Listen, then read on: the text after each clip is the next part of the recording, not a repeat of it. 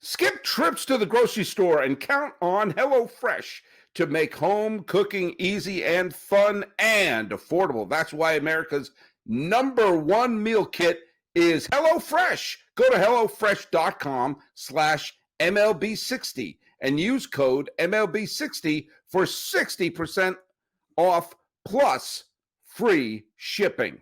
And now, the totally free podcast, Locked On MLB. You are Locked On MLB. Your daily MLB podcast. Part of the Locked On Podcast Network. Your team every day.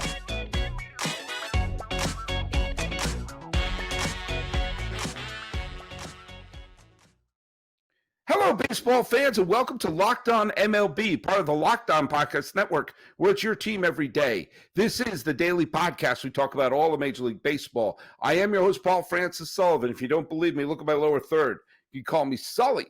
I am an Emmy-nominated television producer who has been a podcaster for baseball for well over a decade now, and I'm now smack dab in the middle of my 5th season here on the Locked On Podcast Network. Follow our show at Locked On MLB Pods on Twitter and on Instagram. And I'm your pal Sully, but Sully Baseball on Twitter, Sully Baseball Podcast on Instagram. But hey, it's Monday, and you know what it is. It's not Tuesdays with Maury. It's Mondays with Millard, with the AZ on head. Millard Thomas, tell people who you are. That's right. Always got to represent the brand. Millard Thomas, host of the Locked On Diamondbacks podcast, of course. Follow me on Twitter at CreatorThomas24 for my personal account, or you can look up Locked On Diamondbacks both Twitter, Instagram for the podcast handle, and please hit subscribe on the Locked On Diamondbacks YouTube channel.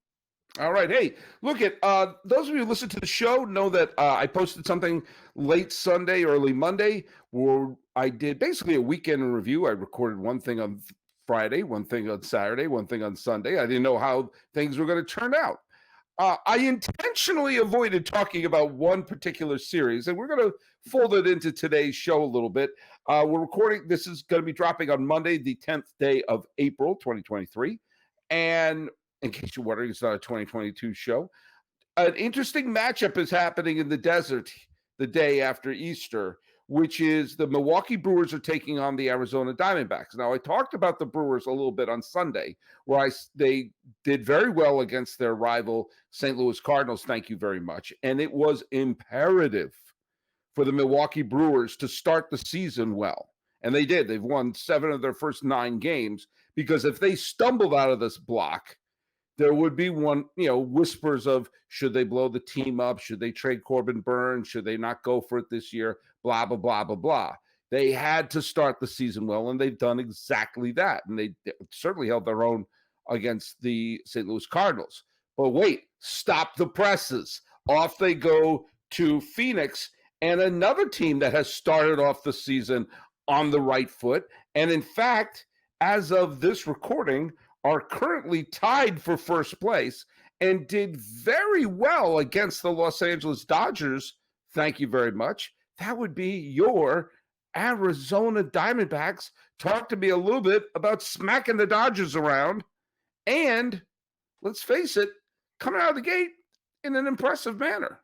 Yeah, back-to-back weeks are starting the crossover off with a little D-backs talk, because back-to-back weeks they're ending their Sunday night with a win over the LA Dodgers. Last season, the D-backs went 5-14 against the LA Dodgers. So far, through the first 10 games this season, the D-backs already have matched that win total from last year with 5 wins against the Dodgers this season. And in this most recent series where they took 3 out of 4, you would have thought the D-backs were the big bros compared to LA, because offensively, those 3 wins, they absolutely exploded. Started Friday night where they got a couple bombs off Clayton Kershaw later in that game when Longo and Corbin Carroll went back-to-back. Basically, ever since that moment, this D-backs offense has been insane. They had like 17 hits and 12 runs on Saturday with no walks drawn. And then on Sunday, they hit no home runs, another 16 hits, another 11 runs. They had 18 2-out RBIs in this series. I think they went 18 or for 38 or something with runners in scoring position. The offense was phenomenal. Everyone from the top to the bottom. Right now, shortstop for the D-backs, whether it's Geraldo Perdomo or Nick Ahmed. They're getting great offensive contributions. Josh Rojas, as the leadoff man, has been hot recently, and just up and down the lineup. Against this series against the LA Dodgers, everyone was hot. The offense exploded, and right now, through the first 10 games of the season, after facing the Dodgers twice and the Padres, the D-backs are sitting in first place, or at least tied for first place in the NL West. I don't think you could have scripted a better start to the D-back season. Especially when you consider how awful the season could have started. I mean, the Dodgers and Los Angeles and San Diego, everyone was picking which one. Do you want to go pick the Padres or going to pick the Dodgers? Da da da da da. And the fact that the D-backs had to face that gauntlet right out of the gate, that could have been the most demoralizing way to start the season. Yeah. And especially because there is talent on this Diamondbacks team. I don't think they're ready to win a pennant yet, but there is talent on this team. And what a kick to the clackers it would be if they just start off the season, oh, we're getting pounded. We're getting pounded by LA. We're getting pounded by San Diego. And then all this stuff about, Carroll this or, Rojas that. It's like, oh, okay. But look at us. It's still not, we're still not in their other league. I'm not saying they're going to be in the other league, but you have to face these obstacles.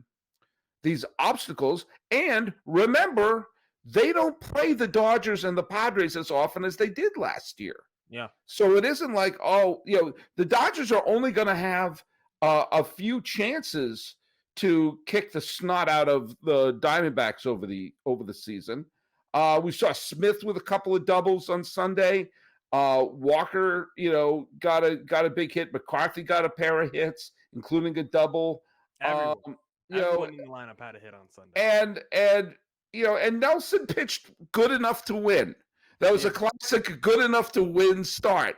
And, again, the final score 11-6, but I think that's a little misleading because the Dodgers scored 3 late runs to make it seem a little closer than it really was. By the 5th inning, this game was over, and they took the final 3 games for the Dodgers.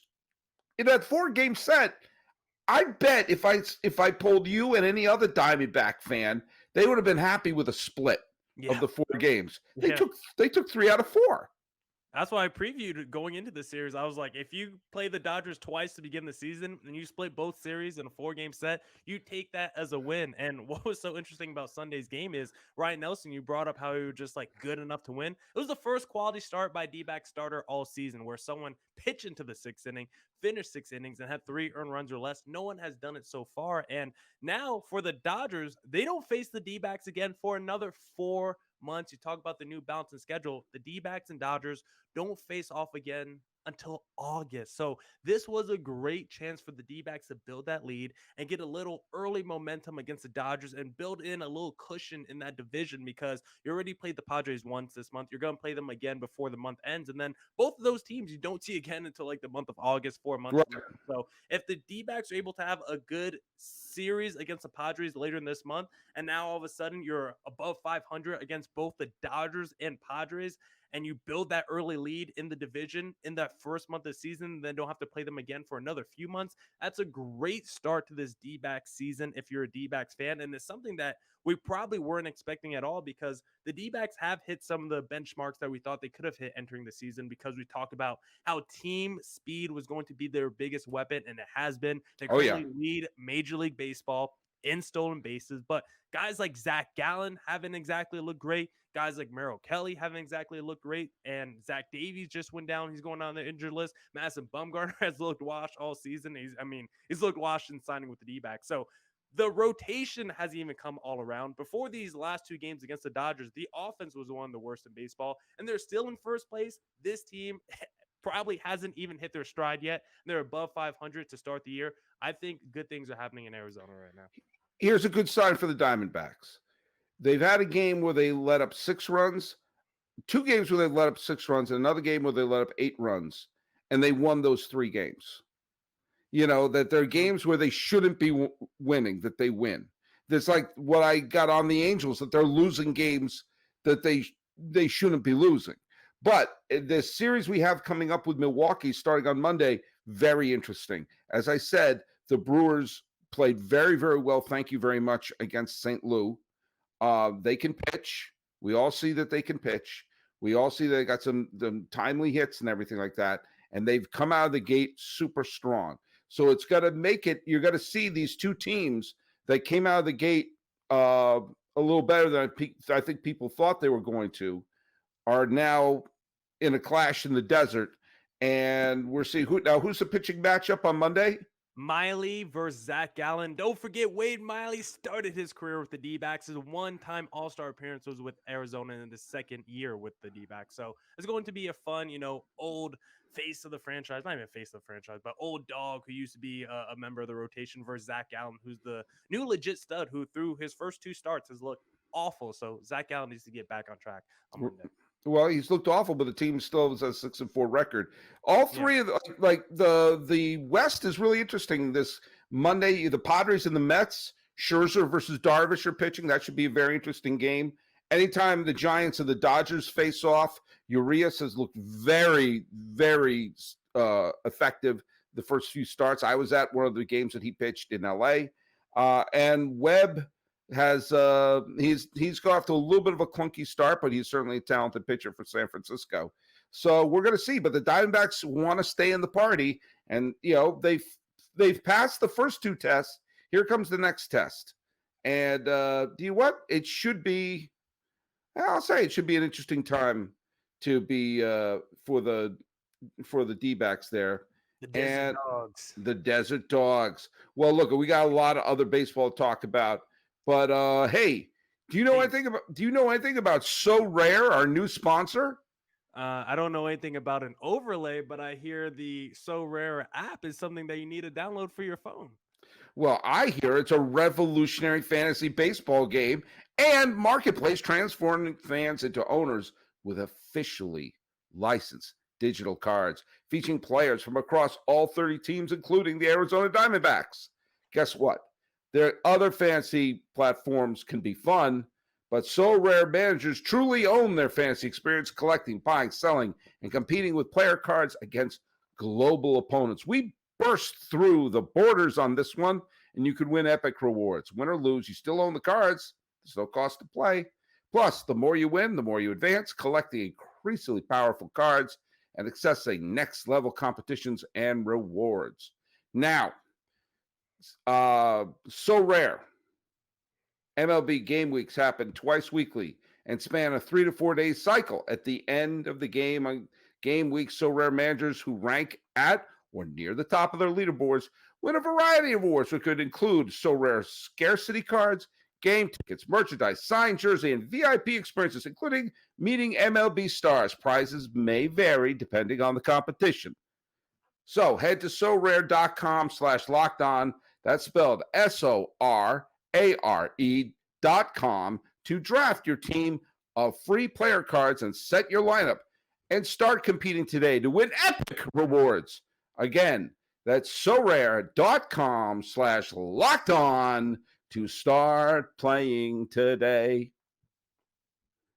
All right, we are here with, you like that, Reed? Mm-hmm.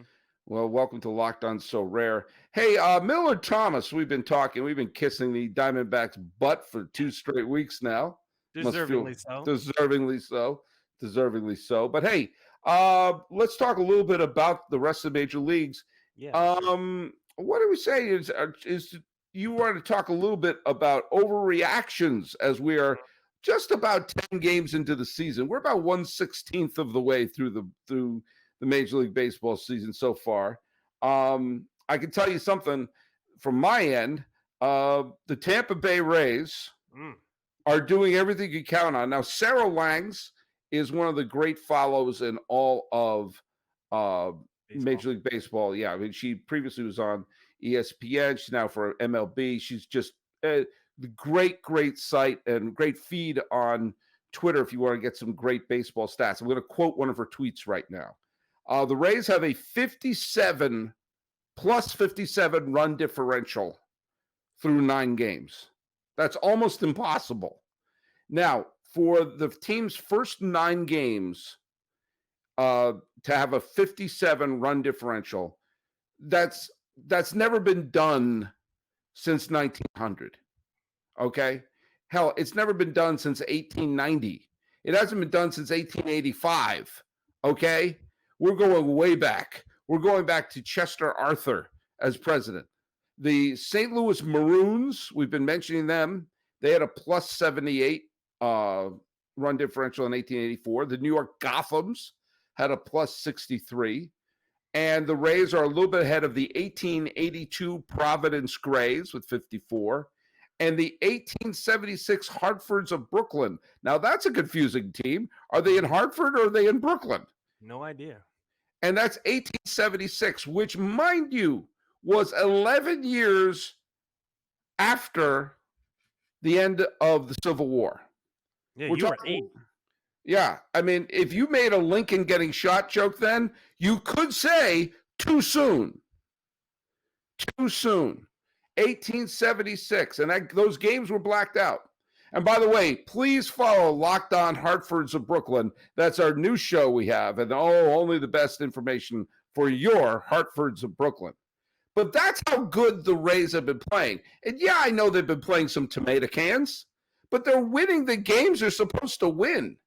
And if the Rays want to knock off the Yankees and want to knock off the Blue Jays and force themselves to have a seat at the table, I've said this before, and I'll say it again.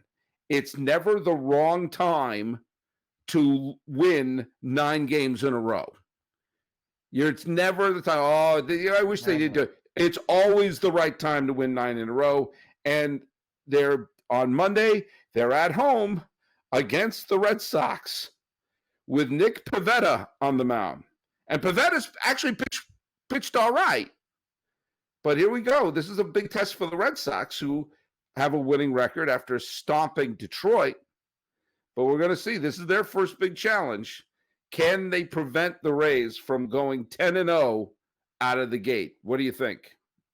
Yeah, and the Red Sox have been one of the best offenses in Major League Baseball. And maybe that's the way they have to take down this Tampa Bay Rays team, who is the best offense in Major League Baseball, who I think is averaging like 8 or 9 runs a game. Because the crazy thing about Tampa Bay, just go to Baseball Reference and pull up all their stats, because basically as a team, their position players have a 936 OPS with a 280 average. And then their pitching staff is pitching to a 2.13 ERA. Like, on both sides of the ball, you have like 10 dudes playing at an all-star level in your lineup. And then on the pitching staff, everyone's basically pitching like prime Clayton Kershaw. So when you look at it from that perspective, it's like, how can you take down Tampa Bay? Because I wrote a list of overreactions, and one of mine was, is the American League playoffs going to run through Tampa Bay? Should they be considered the favorites in the AL? Of course, it's a week 1 overreaction, but considering they are 9-0 to start the season, you just brought up stats about how no one has started a season like this since pre-1900. Like, I have a goal of being maybe the last person from the 1900s alive. I was born in 97. I feel like it's a realistic goal, but you're beating me. There's no doubt you're beating me. You were at my funeral. There's no getting around it. We'll see about that, Sully. You never know. But there's no one alive from the 1800s. There was no one alive for any of those Gothams or the Hartfords or the Brooklyns. And what Tampa Bay is doing is something that literally no one alive has seen before, which is something, whenever you can say that, I feel like you got to write it down. Like Drew Rasmussen threw 7 shutout innings on Sunday. He's won his 2 starts. He has not let up an earned run in the 13 innings he's pitched. Jeffrey Springs has not let up an earned run in the 13 innings he's pitched. So 2 of their starting pitchers have ERAs of 0. And Jeffrey Springs, he's thrown 13 innings. He's struck out 19 batters in those 13 innings. Yeah. He's walked 4 and has allowed 3 hits. 3. I mean, I don't care if you're pitching against pigs. That's phenomenal. So, and they're facing major league batters, and we're going to have to see. Right now, the collective ERA for the entire Tampa Bay Rays team is 2.13. Yep. 2.13 is the team ERA over the first 9 games, and the team OPS is 936. You're going to win a bunch of games that way. Yeah. So, and remember, this may not be an overreaction, because you and I talked about this. this is a team that went to the World Series in the truncated COVID season, and then they had in 2021 they were the lone 100 win team in the American League. They lost those 2 walk-off games to the Red Sox. If that ball didn't ricochet off of Hunter Renfroe, chances are the Rays win game 3 and probably win that series. So they were an elite team. Last year they were completely banged up. None of their starters and stars were in the lineup by the time they made it to the wild card series against Cleveland, and they still made the postseason. So now they're healthy for the most part. They're still. I don't know. I don't think this is a fluke. Yeah, they're not going to win. I don't think they're going to win 115 games, but I think this is definitely a playoff team, and I picked them to be a playoff team. Yeah, I think I have them borderline playoff team, but I think I did pick them. The thing is with the Tampa Bay Rays, I'm never going to be surprised what they do in the regular season. I do think they could be one of the best teams in the regular season. I do think they could finish with the best American League record because they're one of those teams that from an analytical standpoint, they know how to manufacture wins. They know how to breed pitchers in their minor league and just have, you've said it before, they're like the Terminators when it comes to pitching because they could just keep producing guys year after year. So I have no quibbles about maybe thinking the Tampa Bay Rays could be one of the best teams in the American League in the regular season. My gripe with Tampa Bay and my slander for Tampa Bay always comes for the postseason. I think they're always too rigid when it comes to those analytics, and they don't allow, they don't have enough feel when it comes to their game. So I want to see how it plays out over the course of regular season. We'll see if they could convince me. I doubt it because for me, I think it'll probably always come down to the postseason for Tampa Bay. They could probably go 162-0, and I'll still probably pick someone else to beat them in the postseason. But considering the start that they're having, how historic it is, if I'm Locked On Rays host, I think I'm pretty happy. I think I'm more happy than probably running the Locked On Diamondbacks podcast if I'm running Locked On Rays. Well, there you go. Well, I'll tell you something that we should be very, very happy about. I think we should be very, very happy about the fact that if we want to make any sort of wager for our teams, we can go to America's #1 sportsbook. That's right. It's FanDuel. Grand slams, no hitters, and double plays are back, and there's no better place to get in on the Major League Baseball action than FanDuel, because right now, new customers can step up to the plate with a no-sweat first bet up to $1,000. Just go to FanDuel.com/lockedon, sign up, place your bet, and get up to $1,000 back in bonus bets if you don't win. So don't miss your chance to get a no-sweat first bet up to $1,000 when you join FanDuel today. Just go to FanDuel.com/lockedon to sign up. FanDuel, official partner of Major League Baseball. All right, Millard Thomas, what are other things that we could be overreacting about as we're here on the 10th day of April, 2023? I got some team-specific ones, but here's a general baseball one for you. Mm-hmm. The new rules are the best thing for baseball since steroids. Now, I think they've been. Look at one of the things I think has been interesting. I'll tell you a metric that I was able to observe, but I'll tell you after I say this. We're seeing that the number of walks we see per at bat, the number of hits per at bat, have not been much different than the last year. So, in other words, the action on the field is pretty much the same. It's just happening at a faster pace. And the thing that I think is great is the fact that we're seeing more speed. Yeah. I've always loved speed in baseball. That helps pick up the pace and pace of play. Is if a runner's on first base, you're excited to see what will happen. You see more people going first to third on hits. I think it's great. But I'll tell you another thing. I went to a game at Dodger Stadium the other day when they were playing the Rocks. And I don't live far from Dodger Stadium, but it is a difficult drive, no matter what, to drive up and down the 110 from my home in Pasadena to the stadium.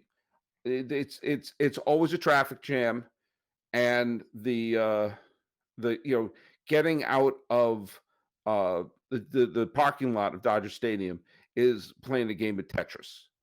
Now, the game started around a little after 7. I stayed for the whole game because that's how I roll. And I was back home like 10:10. So from the point where they threw the first pitch to me pulling up to my driveway was just a little more than 3 hours. Hmm. And With the LA traffic? with the LA traffic. Wow. And those days, oh God, it's 11:15 and I'm still driving home.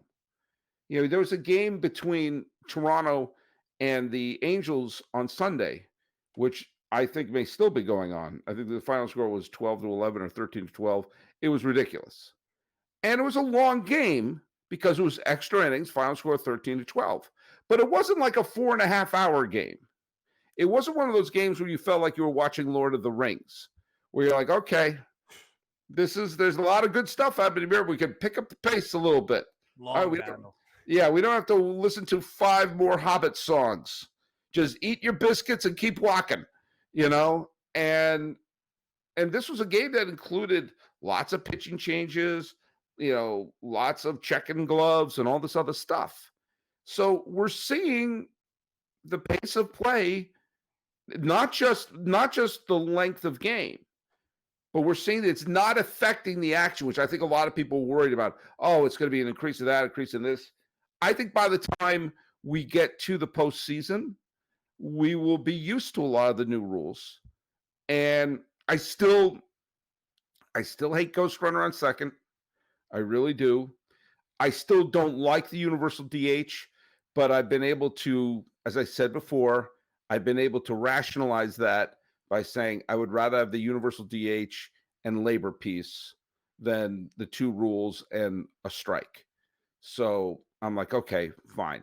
Then I'll live with it. I'll live with it. I do miss National League Baseball, but I also think we've got to realign the divisions into 4 regional divisions.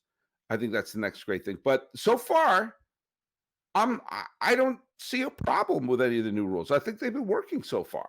Yeah, because the new rules are doing exactly what you just said. We're increasing the pace of play without losing action, because I got some numbers here to drive home the point. Sully baseball, because right now games are about 2 hours and 37 minutes long. The last time games were under 2 hours and 40 minutes was 1985 Sully baseball. So it's been a very long time since we've seen games happen this quickly. And right now we're seeing 9.32 runs scored per game. Since 2008, only twice have we seen teams in a game score at least 9.3 runs a game. So we're actually getting as much offense as we've ever seen before in the last 15 years, while also getting quicker, more efficient games. We're still getting the 3rd most pitches per plate appearance that's ever been tracked this season. So the pitches are as most as ever. We're still getting as many runs as we've ever seen in a game, and yet the time of the game is still being taken down drastically.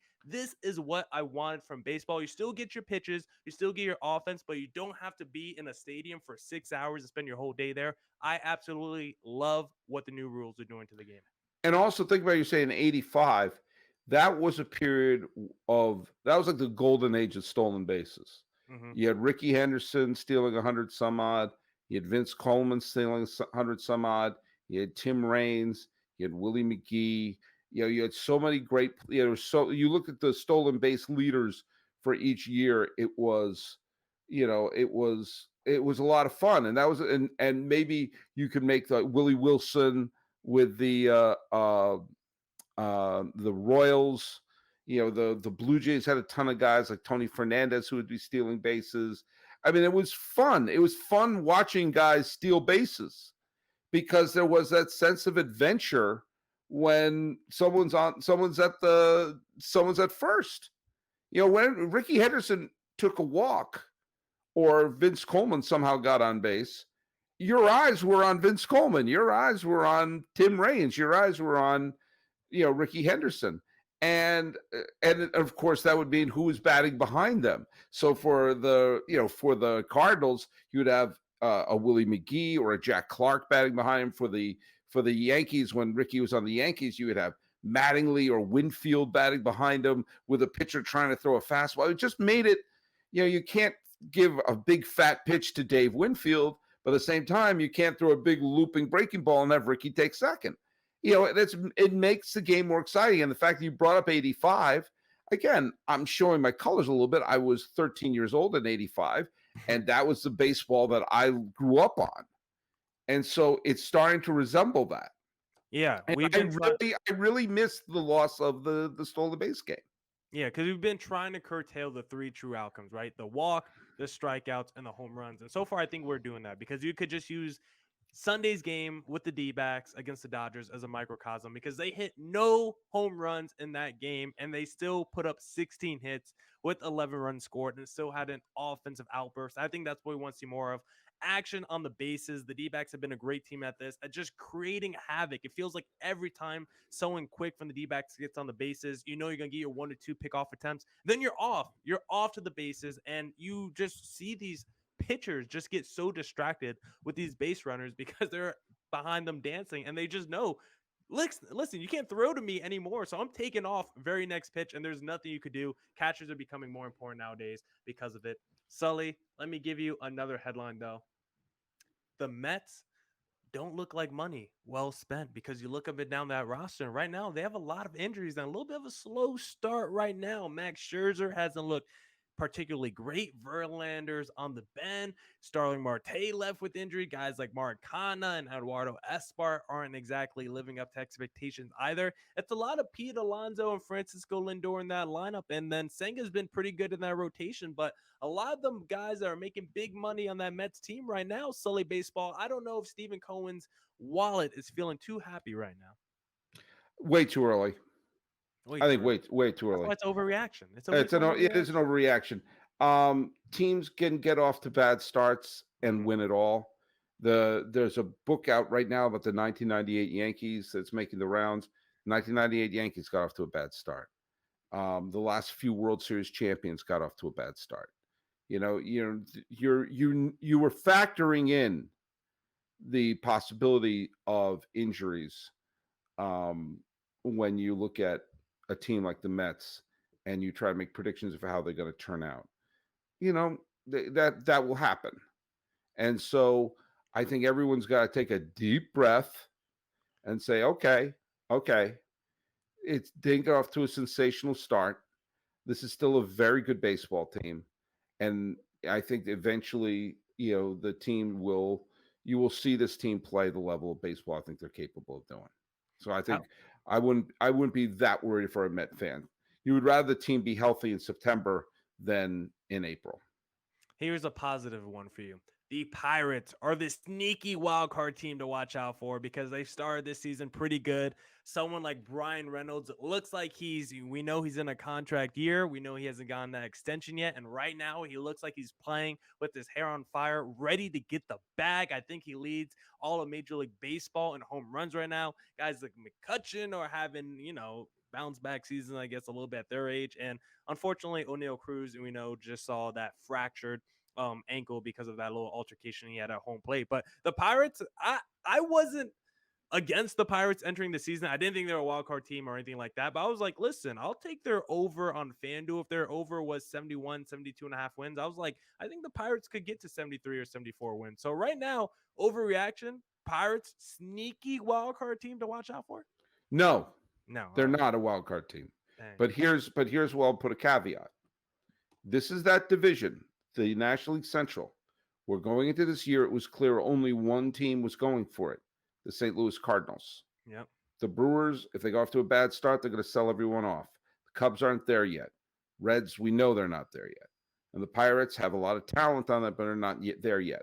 So how could a team win that division? They could win that division if the Cardinals have a bad start. Now, the Cardinals have a lot of talent, and they, Jordan Walker's been, the young kid on the team has been fantastic. Yeah. But they've not been flying out of the gate, and the Pirates are winning games they're supposed to win. Now, what you're hoping for is that they could build upon this. They can build upon this good start that they've had. And if they do that, then they could possibly be I don't think they have a chance of being a wild card contender, but maybe they could steal the division. if this is going to be one of those years where there's one crap division and winning 82 or 83 games is enough to win it, if that's going to happen in any division, it's going to be the National League Central. And it will happen because it's a one-team division, the Cardinals. If the Cardinals flop, that will allow a team to sneak in. I remember the 2005 Padres won the division with 82 wins because the Giants and Dodgers and every other team, the Diamondbacks, everyone grossly underperformed that year. So the Padres, who were actually not very good, and at the end of the year, because they got swept by St. Louis in the playoffs, ended the year 82 and 83 essentially, but they finished the regular season 82 and 80. Won the division because there was no other team that was above 500. So if the Brewers stumble, the Cardinals fall under the weight of their own stardom, and the Reds and Cubs aren't ready, and the Pirates continue to play well, yeah, they could be that sneaky team. And I think that would be a great story for baseball. By the way, I just want to go back here. I'm over at baseballreference.com, the single greatest website in the history of the planet Earth. Yep. In 1985, Gary Pettis of the California Angels, that's what they were called back then. He's now a coach for the Astros. And Willie McGee, who was the National League most valuable player that year, each stole 56 bases. 56. Which tied for fourth in baseball, which shows you how different the stolen base game was then. Yeah. Tim Raines stole 70 bases that year. Ricky Henderson stole 80. And Vince Coleman stole 110. Jesus.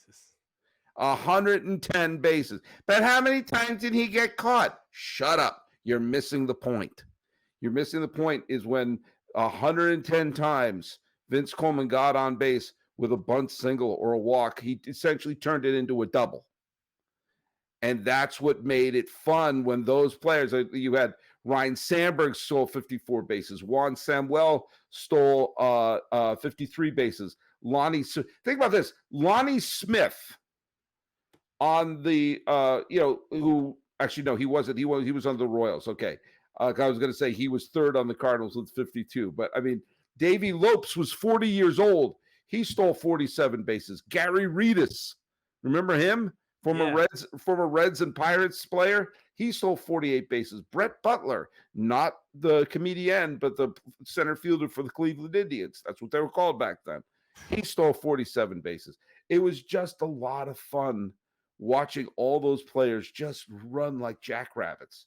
And I am looking forward to seeing that again in baseball. Yeah, I don't think we'll get any triple-digit guys this year, but guys like Corbin Carroll, I wouldn't be surprised if he touched 70. Guys like Jorge Mateo from the Baltimore Orioles, I wouldn't be surprised if he touched 70 because a lot of these guys so far, if you look at the league leaders, it's around 6 and 5 stolen bases within the guys, first 8-9 games of the season. So on pace right now, the league leaders in stolen bases, they're all right around 70 stolen bases for a year, which is probably something we haven't seen. I don't have the numbers exactly in front of me, but it's probably something we haven't seen in a few years. Probably something we haven't seen since like Billy Hamilton first came in the league and he was just running wild with the Cincinnati Reds back in 2014 or whatever. Maybe Jacoby Ellsbury back when he was stealing like 70 bases with the Boston Red Sox, because it is something of an epidemic that we've seen the last few years, right? Something that we talked a lot on these podcasts about how we just need the stolen base back. And I think when we look up at the end of this season, when we look at those league leaders, we're going to be like, man, a lot of people stole 50 plus bases, and